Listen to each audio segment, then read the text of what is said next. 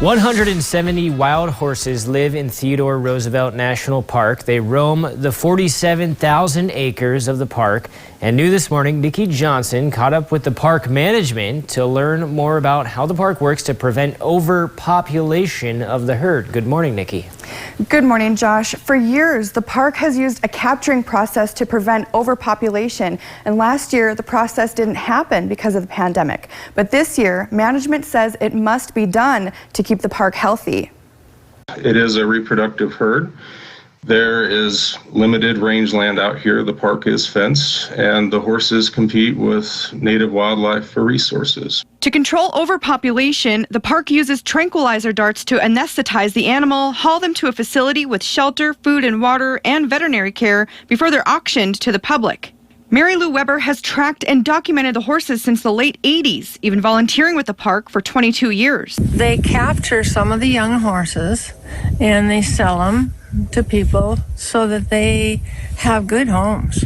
I mean, we know so many people that just love these horses. They just can't say enough good things about these wonderful horses. Blake McCann, the director of resource management and science for the park, says culling the herd is essential for the horses and the park. McCann says they plan to capture 10 horses this week and capture more over the next several weeks. They don't have an exact number they plan to sell.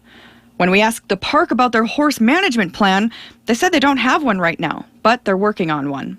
Several horse advocacy groups don't agree with that. Their concerns are the original genetics of the horses are needed to keep the park in its natural state. It takes a certain horse to live in the Badlands of North Dakota. And they prove this themselves when they try to introduce new blood. These are smaller horses that can maneuver around the Badlands. And they're not keeping any of the horses that they should to keep bloodlines going. Frank Kuntz from Nakota Horse Conservancy agrees. Got to do something because they got an inbreeding problem. I mean, does that make sense? And then they continue to go down that road, take off the young, leave the old. Pretty soon you got a dead herd out there, and an inbred herd is going to cause more and more health issues and problems. McCann says it's not about genetics. It's about the overall health of the park, which has thousands of species of plants and animals that make the park unique and diverse. We're working very hard to use best practices for resource management that are informed by science.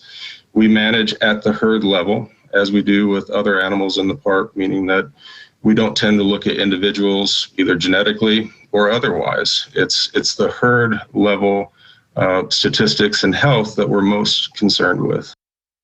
McCann says as of right now, they'll continue to capture horses until they feel the population is under control. And for more information on the horses, you can click on this story at kxnet.com. And Josh and Amber, it's apparent that these horses are loved by so many people, but I can't wait to go back and see them. It was fun kind of chasing them down out there. Yeah, absolutely.